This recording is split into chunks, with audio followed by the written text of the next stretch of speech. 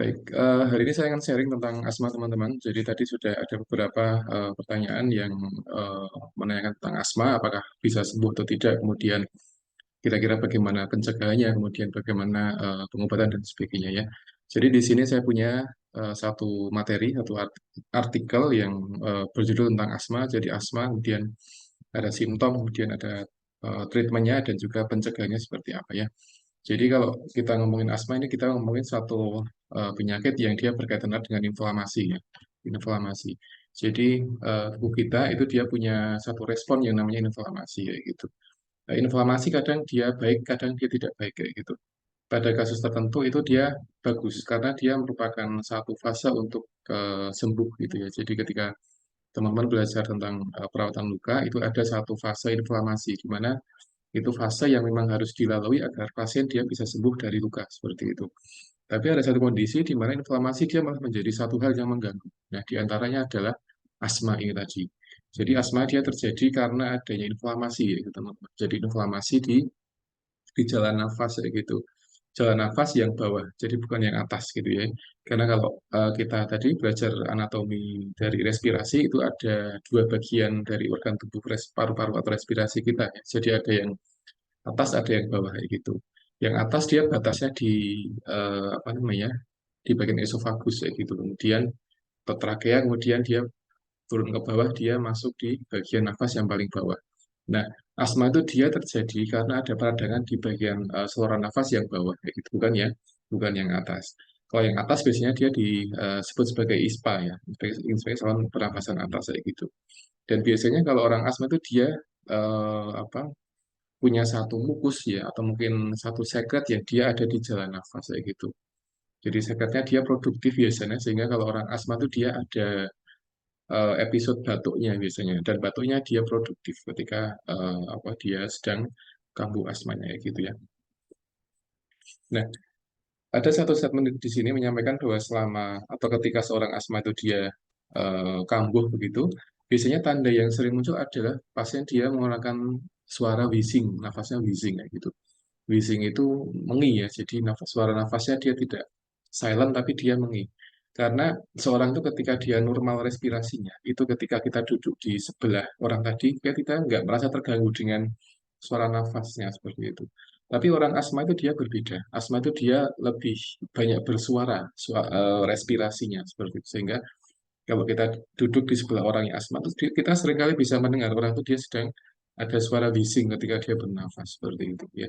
Jadi di antara tanda seorang itu dia sehat respirasinya itu ketika kita duduk di sebelah orang tadi kita nggak merasa terganggu dengan apa respirasinya kayak gitu. Baik ketika pasien dia inspirasi atau pasien ketika dia ekspirasi. Kita ya biasa aja silent, tidak ada suara-suara aneh. Kemudian pasien juga tidak banyak menggunakan otot bantu dada untuk respirasi, itu orang yang sehat respirasinya seperti itu.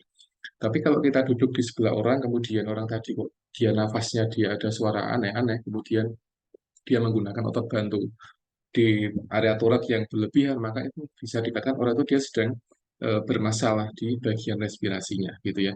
Nah, orang asma itu dia ini kambuhan biasanya, kambuhan. Nah, kambuhannya karena apa? Biasanya karena tergantung penyebabnya. Jadi misalkan ada 10 orang asma itu barangkali 10 orang itu dia beda-beda sebabnya. Satu kena debu, satu kena apa, jadi beda-beda sebabnya. Ya.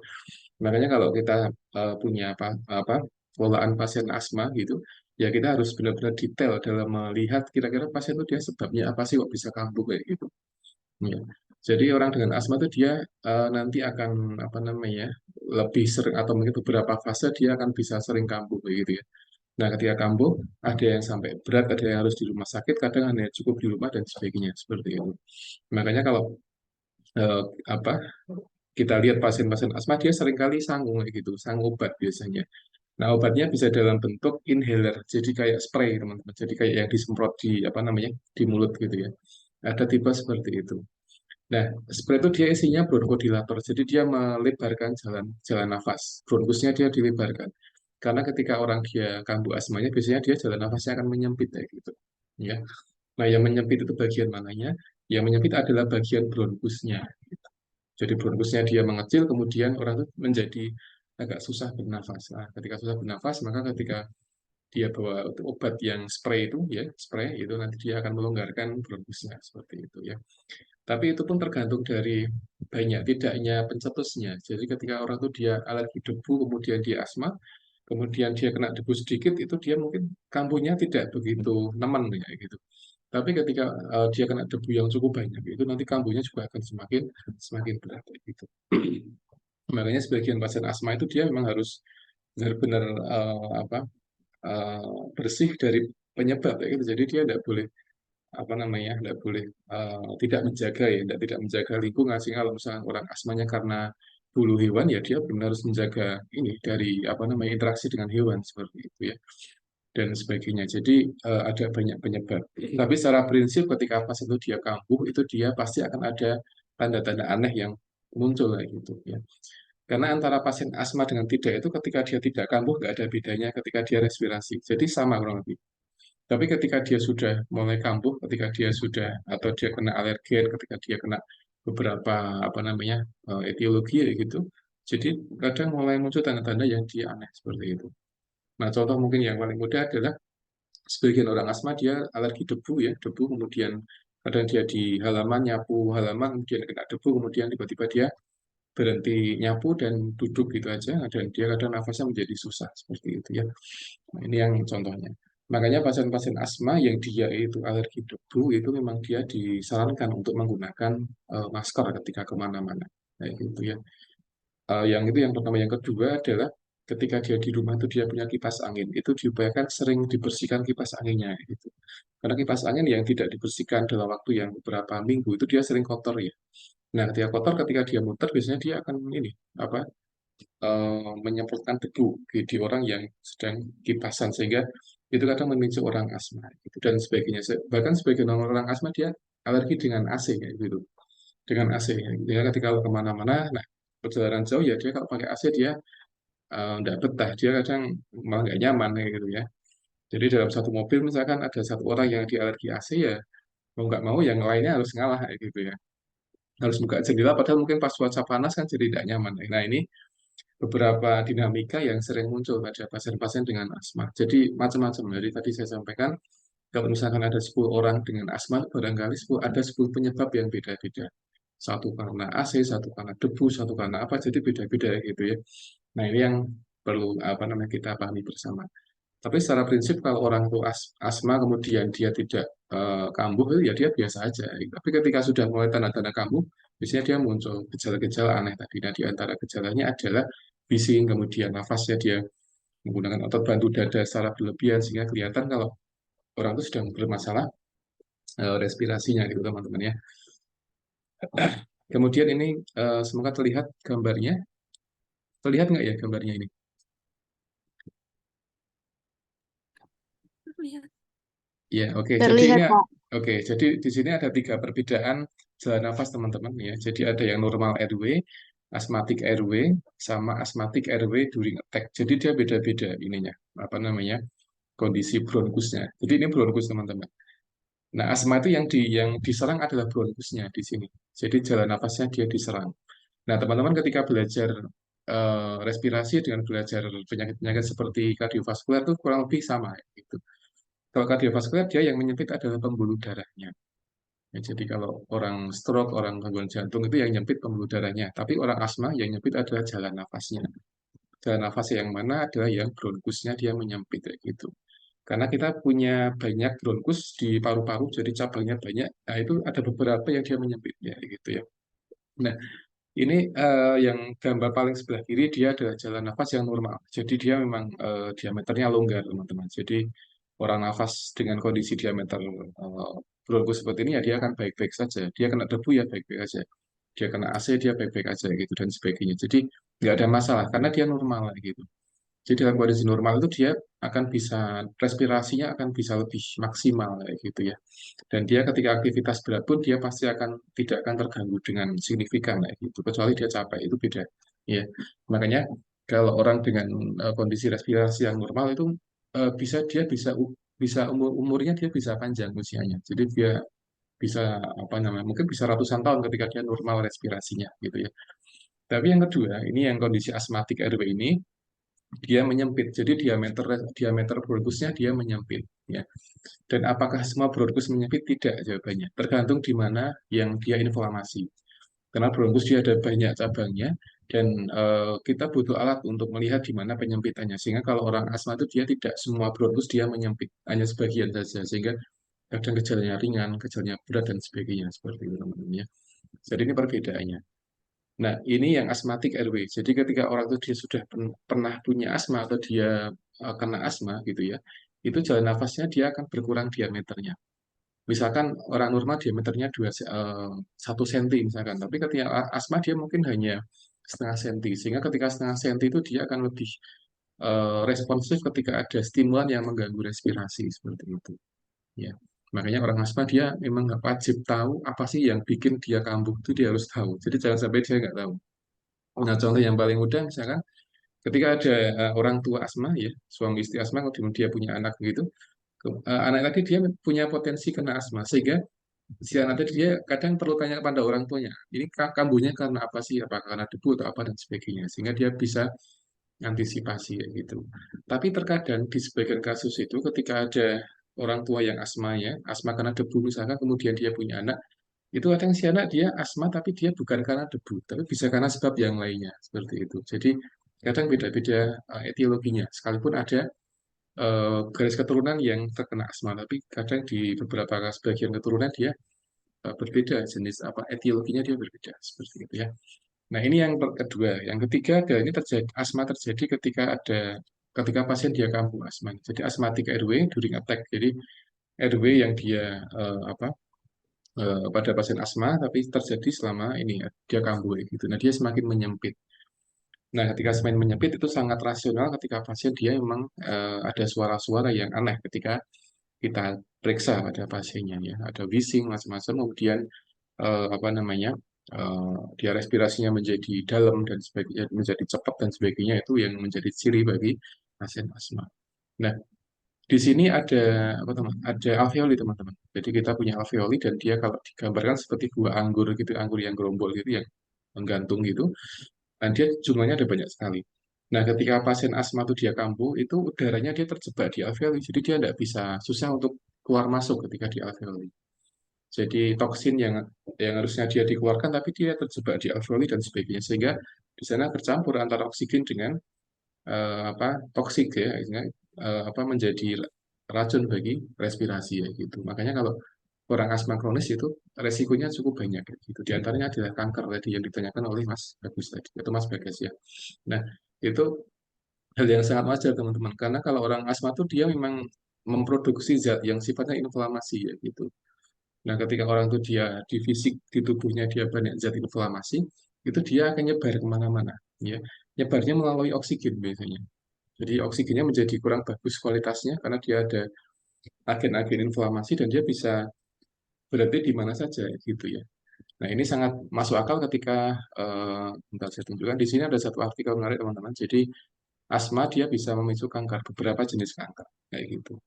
Nah, kanker apa saja di sini disampaikan. Jadi ada kanker darah, kemudian kanker ginjal, dan kanker ovarium. Jadi ada 3 jenis kanker yang bisa mengenai, yang bisa dialami oleh pasien-pasien kanker yang dia sudah kronis biasanya. Tapi kalau masih akut sebulan 2 bulan dia tidak gitu ngaruh ya. Tapi ketika dia sudah bertahun-tahun begitu, kadang resikonya ke arah sana. Jadi kanker darah ya, kemudian ginjal dan juga ovarium. Ini yang cukup dikhawatirkan bagi pasien asma.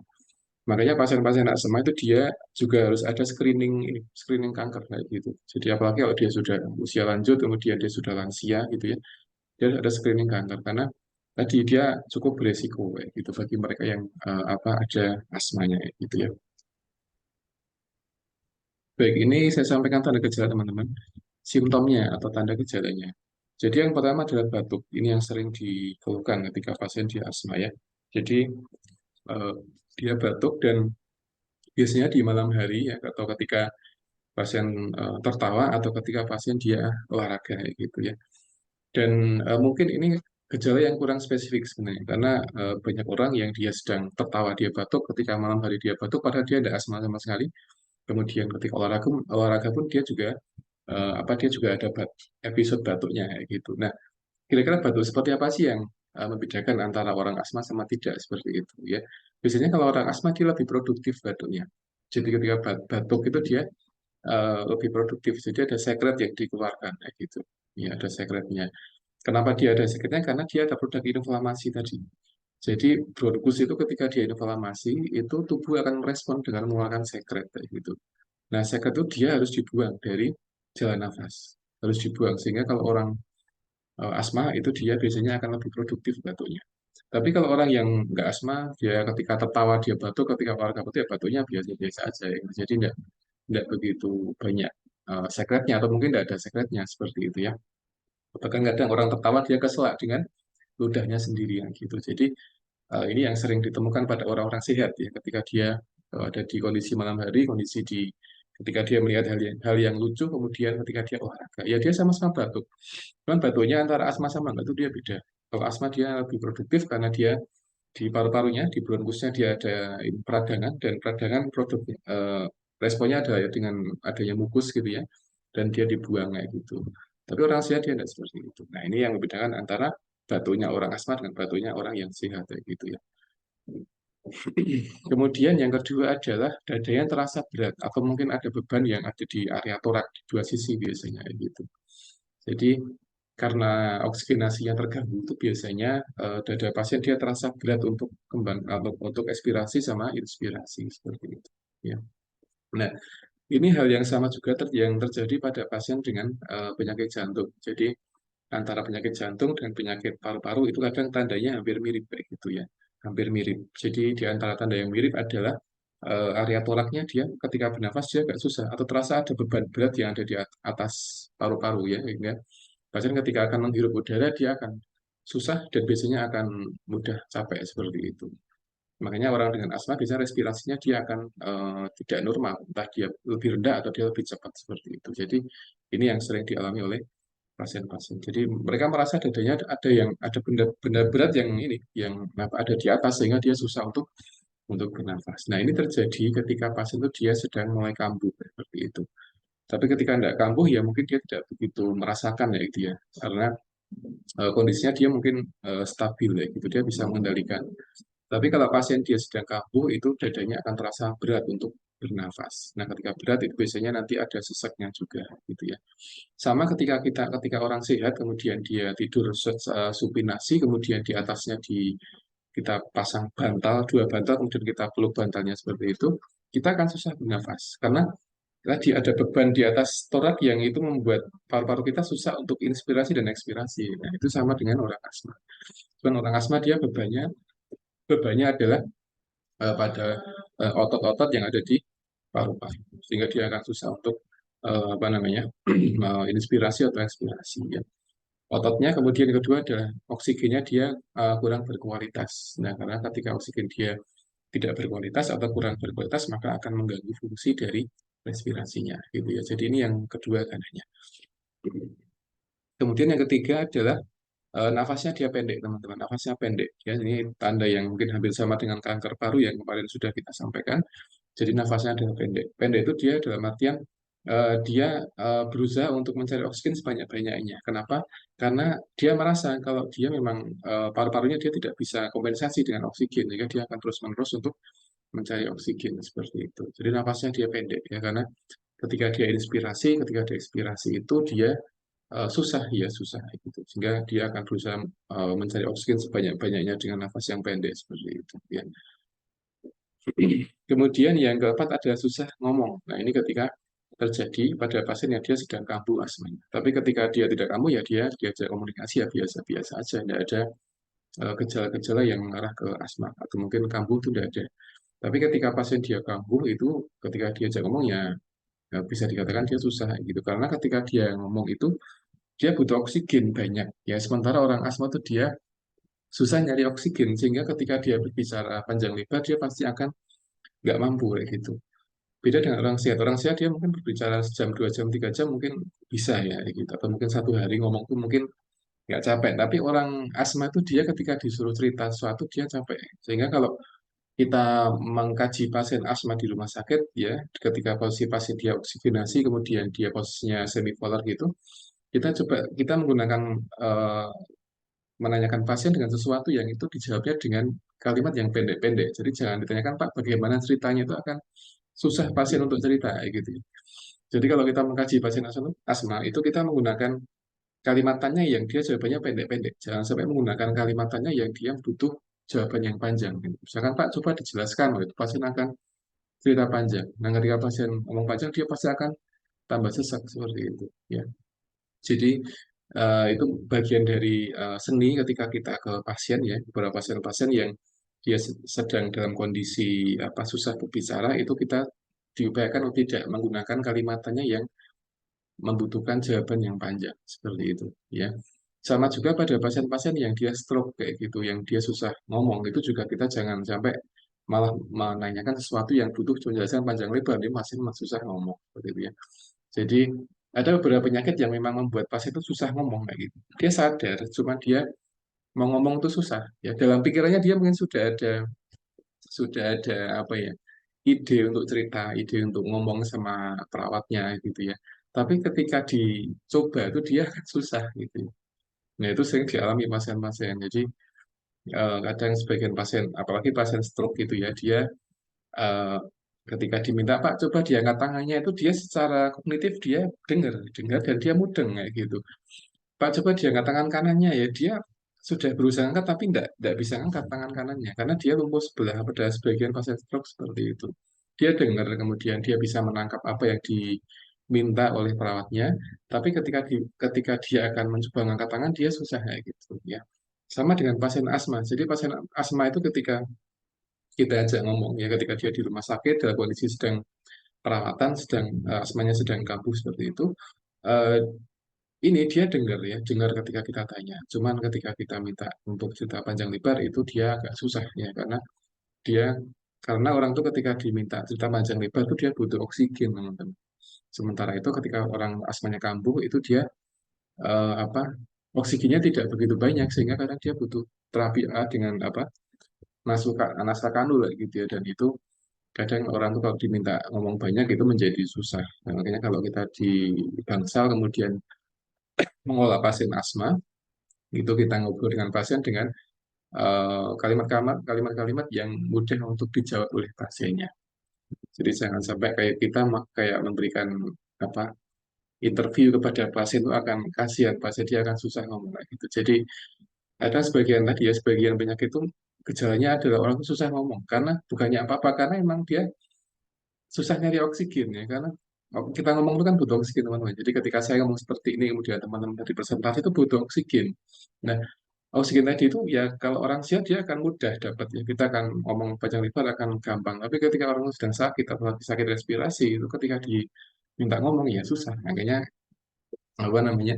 Ini yang harus dipahami ya oleh kita bersama, termasuk saya juga ya, ketika melihat pasien-pasien yang dia ada gangguan respirasi ya kita coba pengertian dengan pasien dan tidak kita ajak ngomong yang butuh penjelasan panjang lebar gitu ya. Itu sudah apa, pasien mesti akan sangat terganggu. Nah, kalau tanyanya, Pak, bagaimana ceritanya, itu dia pasti akan terganggu. Jadi ini yang keempat. Jadi pasien dia susah untuk berbicara. Susah itu dalam artian dia bisa ngomong tapi nggak semudah orang sehat gitu ya. Difficulty, jadi susah. Tapi ketika dia nggak kambuh, ketika dia sudah pulang ke rumah sakit, kemudian dia nggak kambuh sakitnya, ya dia ketika sudah ya biasa-biasa aja seperti itu ya. Kemudian yang kelima adalah cemas dan juga panik biasanya. Ini terjadi ketika pasien di asmanya kambuh. Ya. Jadi orang itu dia panik dan cemasnya luar biasa ketika dia asmanya kambuh. Makanya kalau kita atau pasien yang dia gangguan respirasi itu biasanya dia akan apa lebih mudah paniknya, mudah panik, dan ketika panik itu akan membuat semakin nyempit bronkusnya ya. Sehingga kalau kita melihat pasien asma yang sedang kambuh itu dia kita upayakan untuk tenang, tenang, dan ketika tenang itu dia nanti akan bronkusnya dia tidak akan terlalu menyempit kayak gitu. Ya. Karena orang sehat pun ketika panik itu akan menyempitkan bronkus sehingga nafasnya akan tersengal-sengal kayak gitu. Jadi orang sehat normal tidak ada gangguan respirasi sama sekali, kemudian tiba-tiba dia ada satu kondisi yang membuat dia panik, itu nanti bronkusnya akan menyempit kayak gitu. Nah, ketika nyempit nanti nafasnya akan terganggu. Ini pada orang sehat itu dia bisa seperti itu. Nah, kalau orang yang dengan asma, kita bisa membayangkan itu akan sangat mengganggu pasien. Makanya kalau ada asma orang pasien yang sedang kambuh, ya kita coba untuk disampaikan ke pasien untuk tenang ya gitu. Karena kalau pasien tidak tenang nanti akan ini apa namanya akan semakin sesek kayak gitu ya, semakin sesek dan akan membahayakan kondisi kondisi pasiennya. Gitu.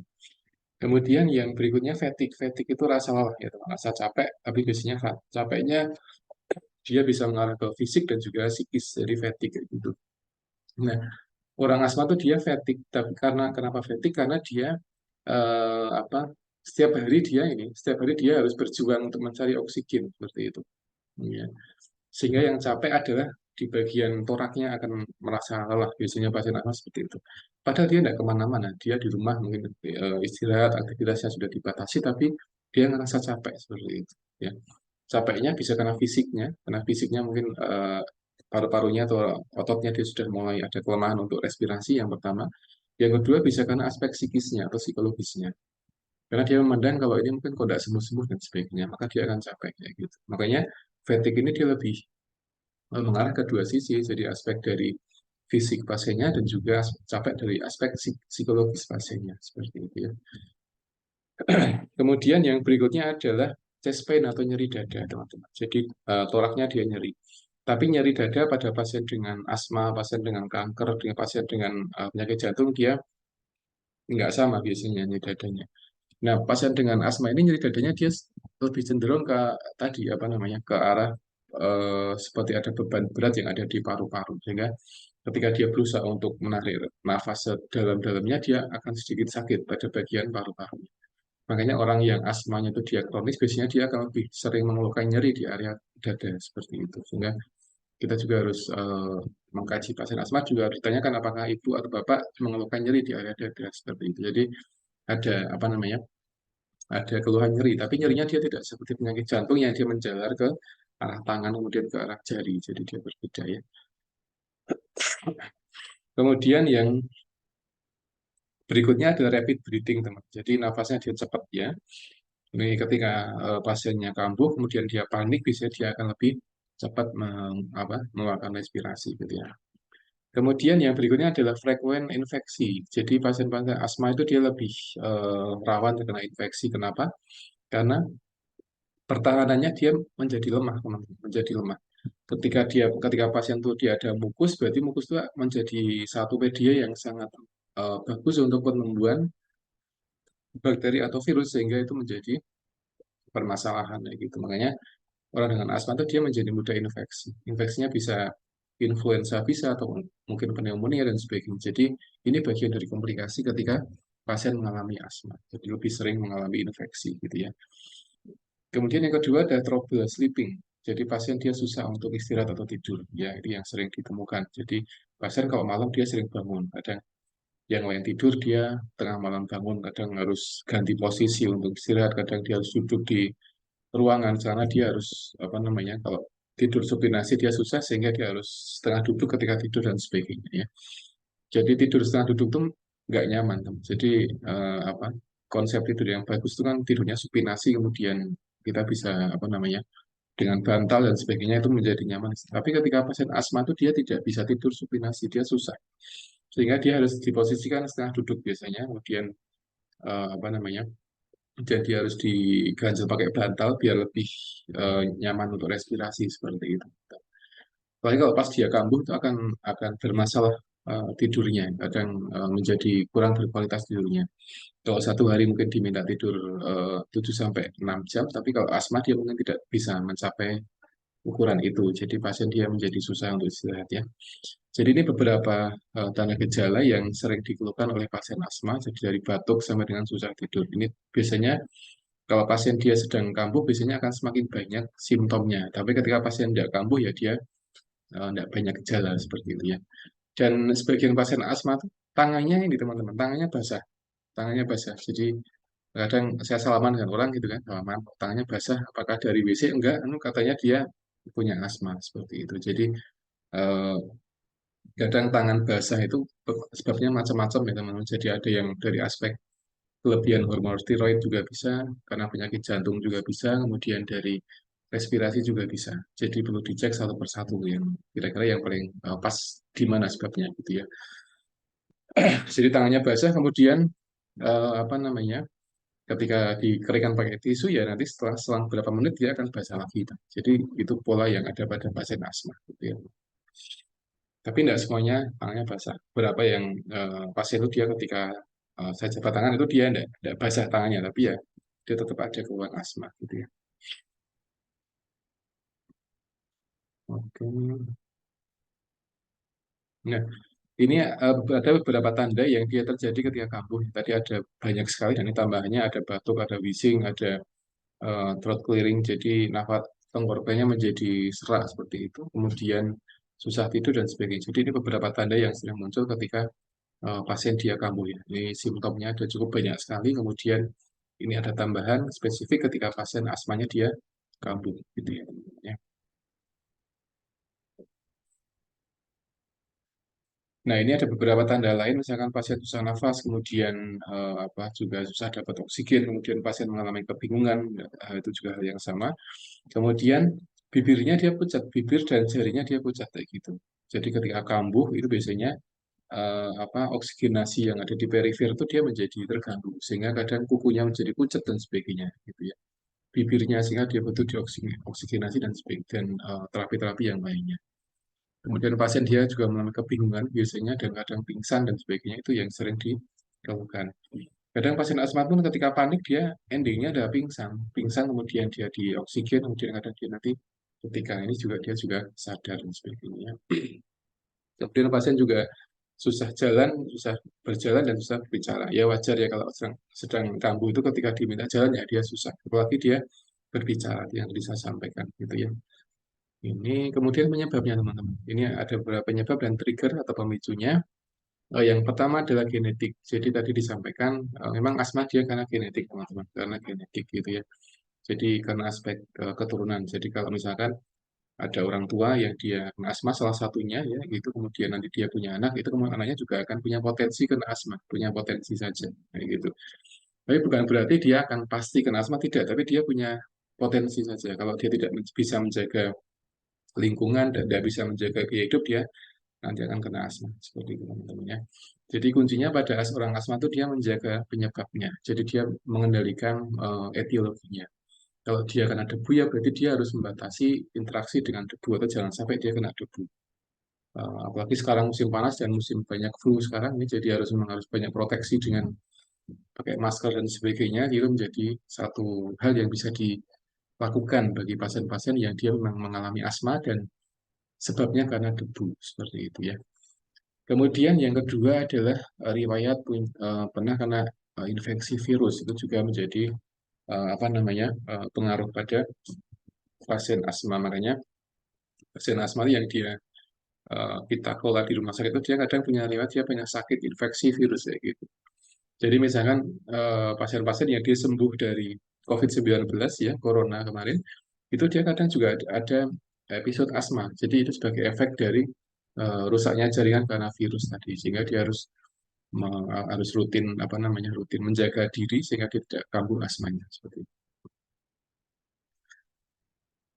Kemudian yang berikutnya adalah higiene hipotesis. Jadi ini aspek kebersihan ya gitu. Jadi beberapa pasien asma dia karena debu, karena mungkin apa namanya bulu hewan dan sebagainya itu dia kadang menjadi pemicu asma sehingga dia harus menjaga kebersihan ya yang ada di rumah ya. Jadi dari rajin nyapu, rajin ngepel dan kemudian apa harus sering pakai masker dan sebagainya ya.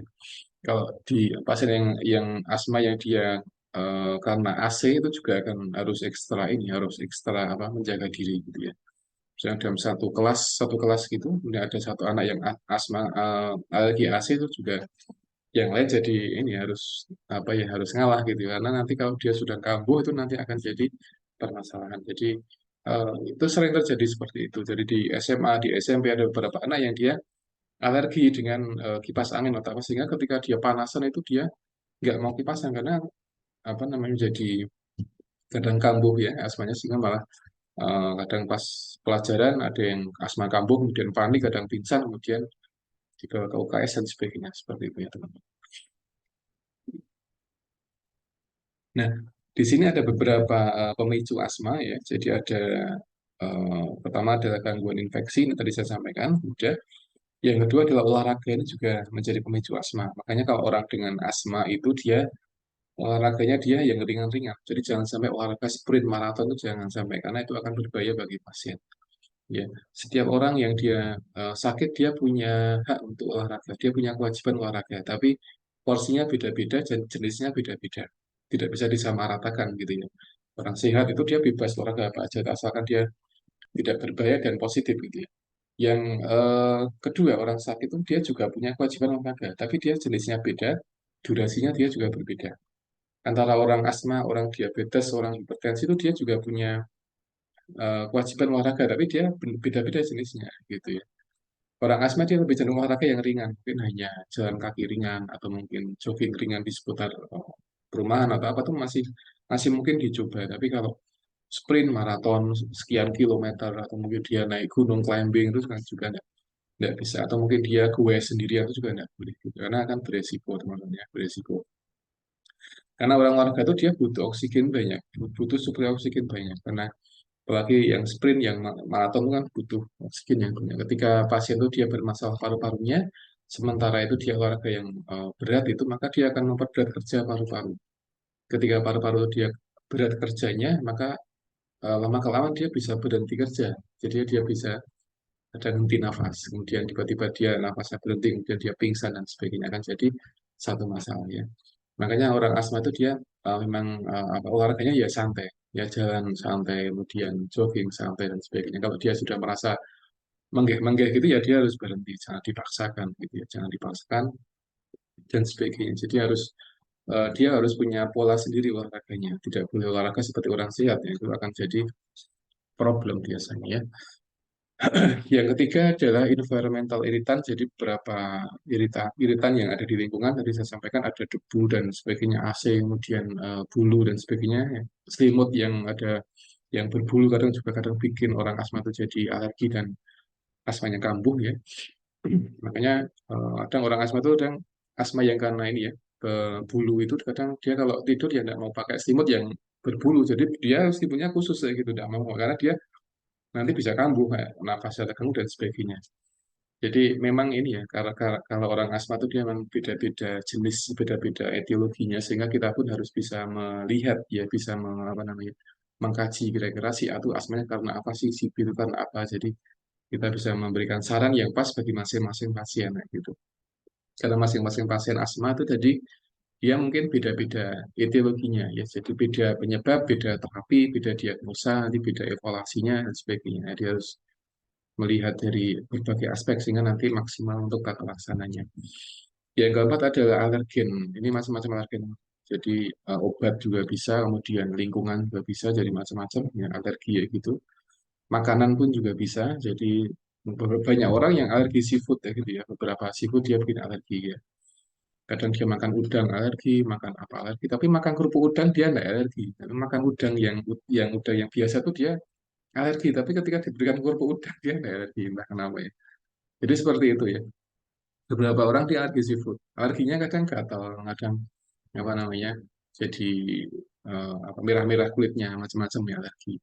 Jadi pasien asma yang karena seafood itu tidak banyak ya, tidak begitu banyak kayak gitu. Sehingga kalau apa orang asma dia senang makan seafood dan sementara itu dia tidak ada gejala-gejala yang nemen ya, atau mungkin dia tidak ada respon sama sekali atau dia biasa aja ya tidak masalah gitu ya. Tapi ketika pasien asma dia alergi ya karena makanan atau apa ya dia harus membatasi makanan itu. Boleh dimakan tapi dengan takaran yang cukup, tidak boleh berlebihan karena akan menimbulkan alergi. Ketika alergi nanti biasanya tadi akan muncul ya. Tadi banyak gejala yang saya sampaikan dari nafasnya pendek dan sebagainya gitu ya. Kemudian yang berikutnya adalah intense emotion, jadi tidak stabil emosinya. Jadi emosinya menjadi sensitif orangnya. Sensitif. Jadi sebagian pasien asma itu dia menjadi tidak stabil emosinya. Dia lebih apa namanya? Terlalu ini, terlalu responsif ketika kita stimulasi dengan sesuatu yang mungkin harusnya orang itu tidak marah, itu dia menjadi marah gitu ya. Nah, kan yang kadang orang itu ketika orang sakit itu banyak yang dia ada perubahan emosinya.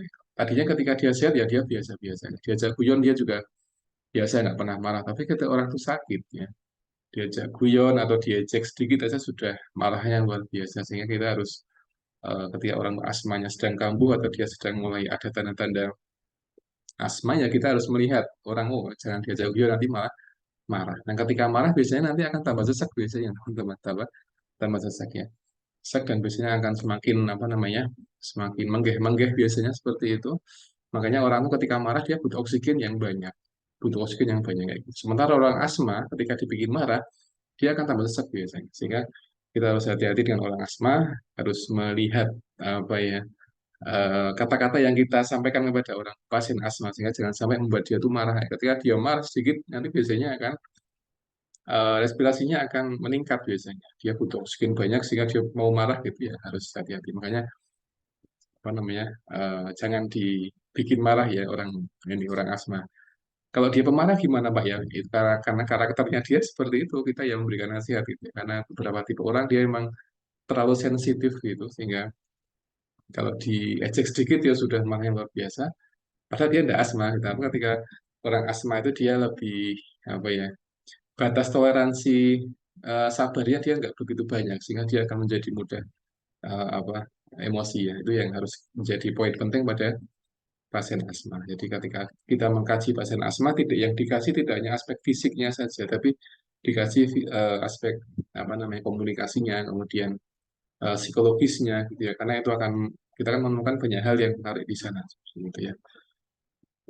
Kemudian yang berikutnya extreme weather condition. Jadi kondisi suhu yang ekstrim. Ekstrim ini bisa dalam artian panasnya yang sangat panas, kemudian dingin yang sangat dingin. Itu yang ekstrim ya gitu. Ya. Eh, Sebagian orang dengan asma itu seperti itu. Jadi dia kambuh ketika kondisi dingin, cuaca dingin itu dia kambuh. Makanya dia tidak boleh jalan-jalan, dia tidak boleh healing ke tempat yang terlalu dingin, karena dia akan kambuh asmanya. Naik gunung nggak boleh ya. Beberapa teman-teman mahasiswa anak-anak SMA itu kadang nekat, teman-teman, nekat. Jadi ada punya teman, kemudian dia senang hobi naik gunung, climbing naik gunung, dia naik gunung gitu. Sampai tengah gunung dia kambuh asmanya karena dingin kayak gitu. Karena ketika naiknya semakin tinggi itu kan dia akan semakin ini ya, semakin tambah dingin sehingga memicu bronkusnya dia menyempit dan akhirnya pasien dia di tengah jalan dia kambuh asmanya.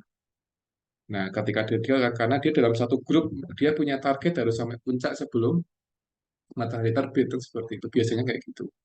Nah, ketika ada satu orang yang asma di tengah jalan, itu ketua kelompoknya yang dia kadang terlalu ambisius pengen sampai puncak sebelum apa, sebelum sunset sunrise itu dia terlalu ini mah. Pokoknya kudu sampai puncak sebelum ini. Padahal temannya yang satu sedang asma. Nanti kan kadang ribut di tengah gunung ya, di jalan udah ribut ya, dan sebagainya. Jadi malah nggak nyaman. Makanya kalau teman-teman punya hobi ya, punya hobi apa saja, ya gitu, hobi olahraga atau hobi naik gunung atau mungkin yang lain sebagainya, itu coba cek apa diri kita masing-masing. Kita alergi nggak sih? Kita punya penyakit nggak sih seperti itu? Jadi jangan sampai kita memaksakan diri ya, olahraga tertentu yang kita tuh sebenarnya tidak mampu, malah kita maksa dan akhirnya malah menjadi tidak bagus. Itu yang apa, yang jadi problem di sana biasanya. Sehingga kalau kita melihat atau kita olahraga ya cuma olahraga yang kita mampu aja, yang tidak perlu memaksakan diri malah nanti menjadi kondisi yang tidak bagus.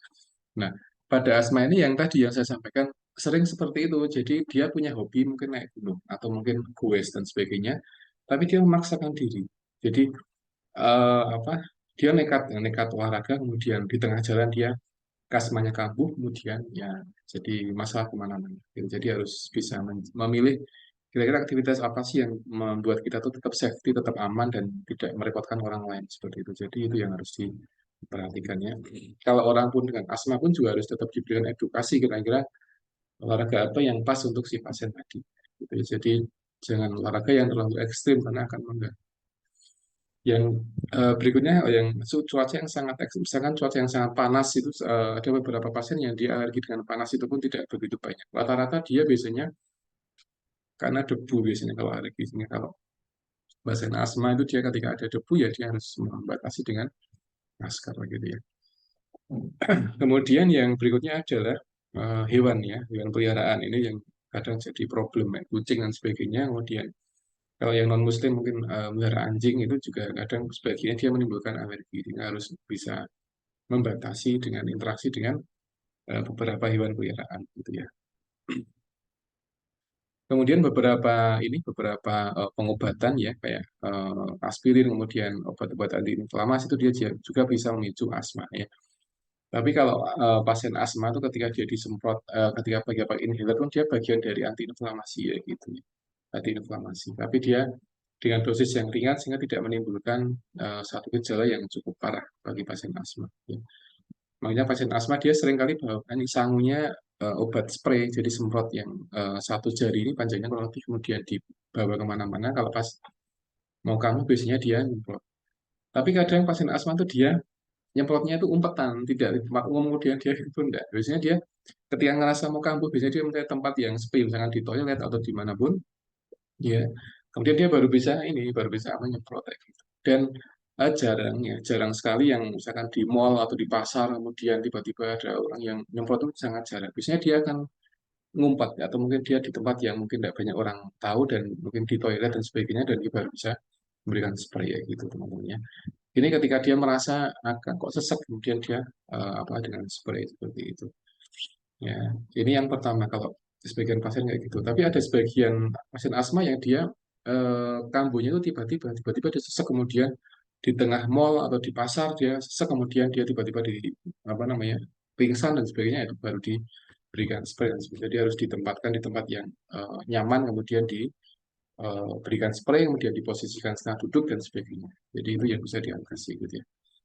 Makanya nah, pengobatan pun juga bisa menjadi pemicu asma, teman-teman. Jadi harus bisa memberikan apa namanya dosis yang pas gitu ya. Ini spray ya gitu. Dan kemarin pas COVID itu ada beberapa riset yang menyampaikan kalau apa vaksin itu dengan menggunakan spray vaksin ya gitu. Jadi sedang dicoba. Kemudian yang kedua adalah insulin, teman-teman. Insulin ya. Insulin pada pasien dengan DM tipe 1 yang tadinya itu diinjeksikan melalui vena, sekarang sedang dicoba menggunakan spray ya gitu. Karena kalau dengan spray itu akan membuat pasien dia tidak begitu takut dengan jarum biasanya. Kalau orang dengan DM tipe 1 biasanya dia akan lebih butuh insulin ya gitu, nah, diinjeksikan ya gitu. Ketika semakin sering diinjeksikan nanti akan bisa meningkatkan infeksi sehingga akan mengganggu apa namanya insulinnya. Sekarang dikembangkan yang model spray ya gitu. Jadi spraynya bukan untuk asma, tapi karena itu isinya insulin ya, insulin yang sudah dikemas ya, yang sudah dirubah menjadi produk spray sehingga dia disemprotkan di mulut, sehingga nanti pasien yang DM itu dia nanti akan bisa menyetabilkan gula darahnya karena dia ada insulin yang dispraykan tadi, gitu ya. Jadi belum sampai di Indonesia, masih dalam penelitian karena itu butuh satu uji coba yang panjang gitu ya teman-teman semua. Jadi ini penyebab dan tanda gejala. Kemudian diagnosanya ini adalah untuk mengkaji asma adalah riwayat kesehatan, kemudian aktivitas fisik, kemudian tes pernafasan. Jadi ini tiga hal yang bisa kita lakukan ketika kita mengkaji pasien asma. Jadi riwayat kesehatan masa lalu, kemudian riwayat ketika olahraga seperti apa, kemudian dengan breathing test atau kita cek di fungsi respirasinya. Ya. Jadi kita cek dari fungsi respirasinya dan sebagainya. Misalkan dengan spirometri dan sebagainya. Jadi itu bisa digunakan untuk mendiagnosa asma, teman-teman ya. Nah, ini ada beberapa apa namanya eh, alergi asma penyebabnya. Ini ada dari hewan ya, kucing dan anjing, debu dan sebagainya, macam-macam. Makanan pun juga ada, tapi tidak begitu banyak untuk makanan. Kemudian ini ada juga eh, bakaran kayu ya, bakaran kayu, kemudian asap rokok juga bisa gitu ya. Kemudian udara yang dingin, polusi udara, kemudian infeksi virus, kemudian udara yang seger pun juga menjadi penyegar udara ya, parfum dia bikin asma bisa seperti itu. Kemudian produk pembersih rumah ya, misalkan apa sabun cuci lap itu juga bisa kayak gitu. Kemudian parfum, jadi macam-macam yang bisa bikin asma. Jadi ini beberapa non alergik asma. Jadi beberapa orang yang dia bisa kena asma ketika dia terpapar beberapa zat ini. Jadi dia bisa karena bakaran kayu atau bakaran sampah itu dia bisa membuat asma. Bahkan asap rokok pun juga bisa. Tadi sempat disinggung pas tanya jawab, itu juga ada yang bisa menyebabkan asma, teman-teman ya. Gitu. Kemudian yang berikutnya adalah asma karena pekerjaan. Jadi karena pekerjaan ini macam-macam ya. Beberapa pekerja yang sering ngaspal di jalan dia juga berisiko terkena asma. Yang ngaspal di jalan, kemudian beberapa cleaning service yang dia kerjanya membersihkan taman di kota ya, begitu itu juga sering atau dia punya potensi terkena terkena asma. Kemudian beberapa kerja pabrik itu juga bisa. Jadi banyak sekali beberapa kondisi yang sering memicu pasien menjadi kena asma dan sebagainya. Ya. Ini ada juga yang namanya nocturnal asma. Jadi asma yang dia terjadi pada malam hari. Jadi dia seseknya pada malam hari. Kalau siang pagi dia tidak begitu kambuh, tapi kalau malam hari dia menjadi sering sesek dan sebagainya. Mungkin dia alergi dingin ya, gitu. Sehingga ketika dia mulai suhunya meningkat atau dia suhunya turun ya dia harus pakai jaket biar hangat dan sebagainya. Jadi harus dijaga lingkungan biar tidak kena asma. Ya. Nah, ini treatmentnya, tata laksananya ini rata-rata adalah dengan apa namanya, dengan satu kolaborasi dengan tim kesehatan yang lainnya. Jadi ini bagi asma yang apa namanya, asma yang intermittent ini dia beda untuk treatmentnya. Jadi biasanya ini gejalanya ringan ya teman-teman. Jadi ringan, biasanya kurang dari dua hari 2 kali sehari atau mungkin dalam 2 hari dia kambuhnya tidak begitu sering kayak gitu ya dan sebagainya. Kemudian ada yang mild persistent, jadi biasanya dia simpel gejalanya kambuh 2 kali seminggu kayak gitu.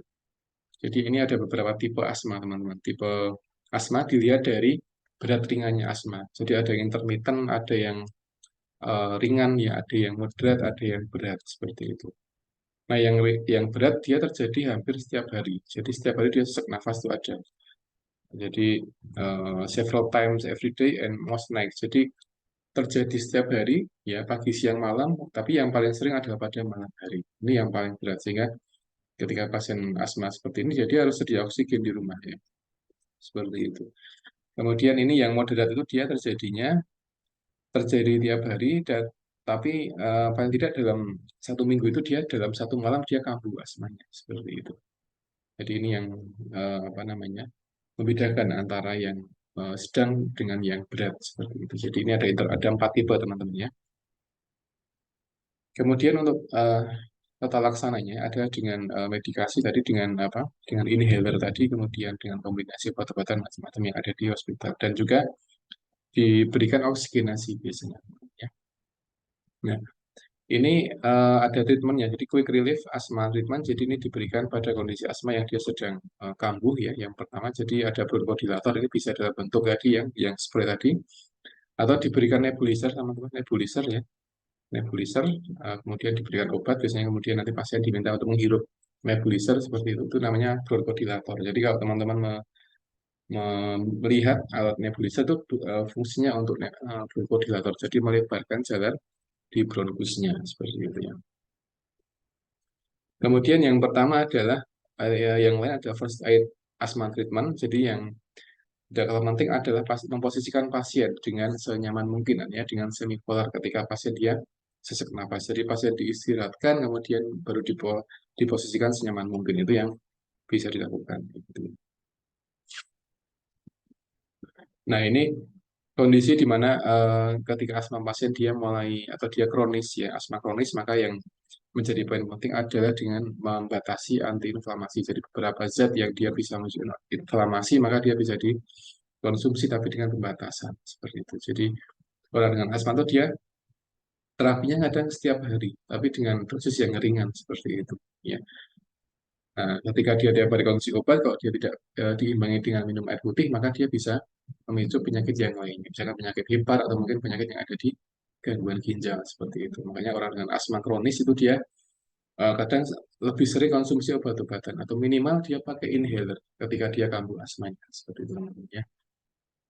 Mungkin terapi-terapi semua sepertinya. Ini sudah saya sampaikan. Pencegahannya adalah yang terpenting adalah membatasi dari triggernya atau pemicunya. Kalau dia debu ya dibatasi debunya atau dia mulai debu dan sebagainya. Jadi kuncinya adalah membatasi dari penyebabnya. Karena kadang satu pasien asma dia satu penyebab, ya satu penyebab. Kadang dia dua penyebab. Dalam satu pasien dia punya dua etiologi, kadang satu pasien dia punya satu etiologi. Jadi masing-masing orang dia punya teknik yang beda-beda untuk mencegah dari asma, gitu ya. Yang kedua adalah reducing exposure atau alergen. Jadi ini yang tidak kalah penting. Jadi harus membatasi apa namanya paparan alergen, baik karena debu atau mungkin yang lain sebagainya, gitu ya. Kemudian yang ketiga adalah getting allergy shot. Jadi terapi anti alergi ya termasuk ya gitu. Jadi dengan injeksi atau mungkin dengan yang lain sebagainya karena untuk meningkatkan imunitas dari pasiennya ya. Kemudian yang keempat adalah taking preventive medication. Jadi ini biasanya diberikan pada pasien-pasien yang dia memang sudah kronis dan dia dikonsumsi ya sehingga dia bisa mencegah pasien dia tidak kambuh lagi seperti itu ya. Jadi obat-obat antiinflamasi itu biasanya diberikan pada pasien-pasien asma yang dia berfungsi untuk mencegah biar tidak kambuh asmanya seperti itu teman-teman ya. Ini yang lain adalah eh, diet, kemudian berat badan, kemudian macam-macam ya, quit smoking, kemudian exercise regularly, kemudian ada managing stress ini juga penting. Banyak pasien asma yang dia kambuh ketika dia stres berat itu juga ada ya aspek psikologis. Jadi dia dengan debu tidak alergi, dia dengan makan dia biasa-biasa. Tapi ketika dia stres berat dia biasanya akan kambuh ada yang seperti itu. Sehingga solusinya ada dengan coping, jadi dengan manajemen coping sehingga pasien dia bisa benar-benar maksimal ya untuk menangani stresnya seperti itu ya. Ya oke. Oke, baik mungkin itu yang dapat saya sampaikan teman-teman. Barangkali ada pertanyaan tadi. Empat pertanyaan sudah saya tambahkan untuk jawabannya. Silakan kalau ada yang ingin ditanyakan terkait asma, ada pertanyaan barangkali silakan. Ya, Pak, saya mau bertanya. Hmm, silakan Mbak Wina.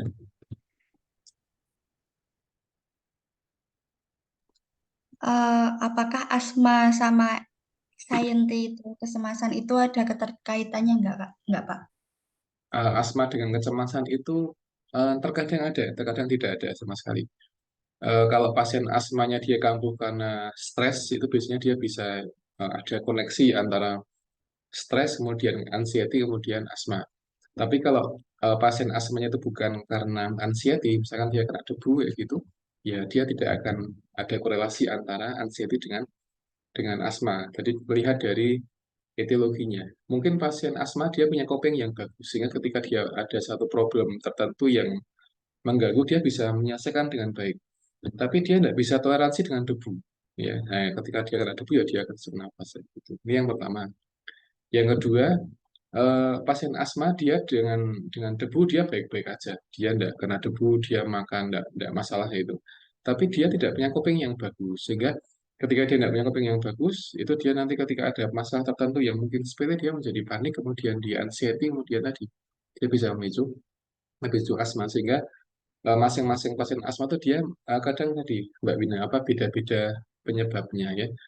Kadang nggak ada tertentu yang dia memang karena stres, kemudian dia cemas, kemudian dia panik, kemudian dia kambuh asmanya. Ya, kuncinya ada dia mengatasi stresnya dulu.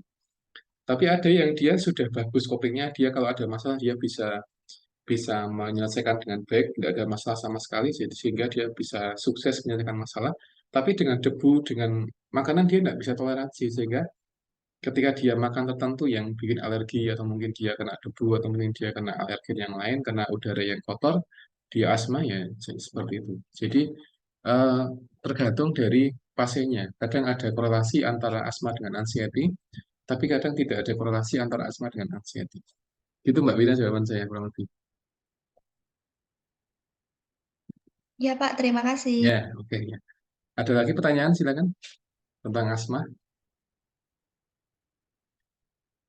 Kalau pasien asma dia keturunan, apakah nanti pasien akan hidup selamanya dengan asma? Jawabannya adalah iya, karena saya browsing itu asma masih belum ada obat yang bisa menyembuhkan secara total ya. Artinya ada obat tapi dia hanya sifatnya mengendalikan saja, mengendalikan apa namanya asmanya saja kayak gitu. Karena kalau seorang dia sudah kena asma, biasanya nanti dia akan ini secara psikologis ya, dia akan harus siap dengan efek asma tadi, kemudian dia harus siap dengan menjaga lingkungan dan sebagainya, sehingga dia nanti akan tidak kambuh asmanya. Nah, ketika dia tidak kambuh asmanya, dia seperti orang sehat, seperti biasa, seperti orang umum kayak gitu. Misalkan kita di pasar ya, itu kan orang pada sibuk dengan belanja masing-masing, kita tidak tahu, mungkin salah satu dari mereka ada yang kena asma satu, tapi mungkin dia bisa mengendalikan asmanya, sehingga ketika dia di pasar, dimanapun dia baik-baik saja, nggak kambuh gitu ya. Ada seperti itu. Jadi pasien asma ada yang dia sudah acceptan dengan kondisinya, dia sudah menerima kalau dia asma sehingga dia bisa hidup dengan asma, bisa bersahabat dengan asma gitu. Tapi ada orang yang dia tidak kurang bisa acceptan dengan asma sehingga dia ketika apa dalam sehari-hari dia akan lebih sering kambuhnya daripada mereka yang sudah asepten dengan asma seperti itu ya. Jadi asma ini sampai sekarang setahu saya masih belum ada treatment yang bisa menyembuhkan total ya gitu. Tapi yang treatment yang berfungsi untuk mengontrol dari gejalanya masih banyak yang bisa dilakukan. Sehingga orang asma dia bisa biasa-biasa aja, nggak ada kambuh sama sekali, ada seperti itu. Ya. Jadi kayak gitu kurang lebih. Kalau di MT1 sudah ada obatnya, tapi dengan terapi sel, jadi selnya diganti ya gitu di MT1 gitu ya. HIV pun juga ada obatnya, bisa sembuh kayak gitu. Tapi asma sejauh ini kok ini ya, mungkin sedang dalam penelitian kali ya. Jadi apa eh, yang berfungsi mengendalikan itu banyak, cuman untuk yang mengobati total sampai sembuh itu masih belum ada sepertinya gitu. Ya. Makanya ketika belum ada obatnya itu kita meyakinkan kepada pasien asma untuk dia tetap bisa menerima kondisi sakitnya, kemudian meskipun susah ya gitu. Kemudian yang kedua adalah dia mengendalikan lingkungan sehingga dia bisa eh, terhindar dari asma gitu. Ya. Asma tadi ada yang berat, ada yang ringan, ada yang sedang, macam-macam. Itu tiap orang beda-beda. Ya, mungkin ada 5 orang asma, itu mungkin 5 orang ini dia levelnya beda-beda. Satu mungkin dia ringan, satu dia sedang, satu dia berat, macam-macam. Sehingga itu yang membedakan antara orang penyakit kronis dengan akut dan sebagainya yang itu butuh perbedaan dari aspek treatmentnya. Asma ringan mungkin beda treatmentnya, asma yang sedang dia beda dan sebagainya. Gitu, ya. Itu mungkin ada pertanyaan? Ada Pak, Oh saya. ya, Mbak Lisa, silakan. Ini kan menurut cerita ya Pak, ini Heeh. pernah mengalami gitu kan ya. Hmm. Itu tuh ada orang yang asma gitu, tapi dia tuh Hmm. pas asma itu malah melakukan kerokan gitu loh Pak. Heeh. Di bagian dadanya itu Heeh. kerokan pakai koin gitu kan Pak. Hmm, Nah, hmm, hmm. itu tuh harusnya tuh kayak gitu tuh baik nggak sih buat penderita asma? Boleh nggak Penderita, dilakukan gitu? iya. Sekarang yang jadi pertanyaan adalah kira-kira keroan itu fungsinya apa sih gitu ya? Boleh nggak kayak gitu? Karena Kalau katanya si ini yang asma itu tambah plong gitu, biar plong oh gitu. iya. Mungkin ada benarnya ya, Mbak Alisa, karena yang beberapa yang pernah saya baca itu kan sudah ini ada risetnya sendiri. Jadi itu namanya coining, Mbak. Jadi coining itu nama lain dari keroan ya, coining gitu. Jadi itu memang terapi yang komplementer yang diberikan untuk membuka beberapa pembuluh darah yang dia memang diyakini itu bermasalah gitu ya. Dan biasanya orang itu kerokan itu di bagian punggung atau di bagian depan kayak gitu. Dan jarang sekali ada orang kerokan sampai di abdomen sampai merah itu jarang sekali. Ada tapi tidak begitu banyak ya. Karena abdomen itu dia orang ketika kerok di bagian abdomen itu dia tidak nyaman. Makanya lebih banyak dikerok di bagian punggung belakang sampai bawah ya. Kemudian sampai di bagian toraks saja gitu. Nah, ini biasanya terjadi. Jadi orang itu ketika dikerok itu biasanya dia ada pembukaan pembuluh darah ya, jadi menjadi vasodilator kayak gitu. Tapi ketika vasodilator di bagian torak itu biasanya nanti dia akan ngaruh di bagian bawah kulit seperti itu. Karena kulit kita tuh kan dia ada yang sifatnya absorpsi, menyerap gitu ya. Jadi kulit kita tuh dia dia tidak rapat tapi dia ada beberapa bagian yang dia sifatnya menyerap sesuatu yang di atas kulit seperti itu. Jadi ketika orang itu dikerok bagian atasnya, biasanya bawahnya dia akan punya efek tertentu. Nah, ketika orang itu dia dikerok di bagian depan, itu nanti bagian eh, jantung dan paru-paru dia akan kena efek dari tadi, efek dari apa namanya kerokan tadi seperti itu. Ya, jadi kenapa dia merah? Karena dia ada pembuluh darah yang dia melebar, melebar tapi dia tidak sampai pecah, kayak gitu. Kalau pecah berarti dia sudah bukan kerokan lagi, itu namanya melukai kan gitu. Makanya ketika orang itu kerokan, itu pada dasarnya dia membuka jalan pembuluh darah dan dia akan punya efek ketika ada di bagian kulit di bagian bawah sehingga mungkin pasien dengan apa namanya asma itu mungkin merasakan sedikit sensasi yang agak nyaman ketika dia dikerok di bagian depan. Tapi dengan catatan mungkin itu pasien asma yang dia ringan. Kalau yang berat itu ketika dikerok dia malah nggak nyaman gitu ya. Kalau yang yang asma intermittent atau yang dia masih ringan itu masih barangkali masih nyaman ketika kita dikerok di bagian depan. Tapi ketika pasien dia moderat sampai dengan pasien yang berat itu saya kira ketika dikerok itu malah kadang kurang nyaman karena terapi yang terpenting bagi pasien asma yang berat itu ada yang terbaik ada dengan oksigenasi dan dia istirahat kayak gitu. Tapi bagi yang asma ringan, yang asma yang pasien masih bisa mentoleransi ya, mungkin masih baik-baik aja ketika pasien dia diberikan coining atau mungkin kerok seperti itu. Jadi kerok itu memang dia satu prinsip yang memang dia melebarkan pembuluh darah, tapi dia tidak sampai membuat pecah pembuluh darah. Dia hanya melebarkan saja karena dia menjadi merah kulitnya. Ya. Kalau kita kerokan ya, ngeroi orang gitu. Kalau nggak merah berarti dia bukan kerokan namanya. Karena kerokan itu prinsipnya dia harus membuat merah bagian integumen tanpa membuat pecah di bagian integumen. Kalau kita ngerok orang kemudian sampai berdarah itu malah melukai, bukan ngerok. Jadi ngerok itu antara perbatasan antara melukai dengan hanya sekedar apa namanya garuk gitu ya. Jadi gitu. Jadi dengan koin yang tipis biasanya pakai yang kalau yang sekarang uang 1.000 itu dia yang ada katanya lebih enak buat kerokan daripada uang 500 yang tebal itu, karena yang 500 dia lebih tebal dan kadang kasar ya, sehingga ketika dikerok di kulit dia lebih sakit deh gitu. Biasanya orang sekarang bisa enak pakai koin apa namanya yang 1.000 atau uang 100 yang lama yang besar itu biasanya kayak gitu ya. Makanya tadi saya simpulkan kalau memang pasiennya dia asmanya ringan dan tidak berat asmanya, dan pasien masih toleransi dengan beberapa stimulasi di torak, ya, termasuk juga coining tadi, maka semoga tidak apa-apa dengan apa coining tadi.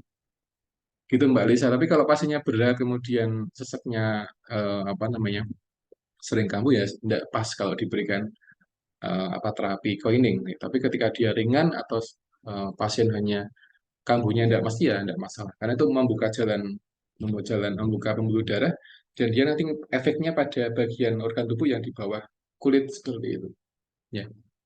Gitu Mbak Lisa jawabannya kurang lebih. Iya, Pak. Terima kasih. Ya, ya.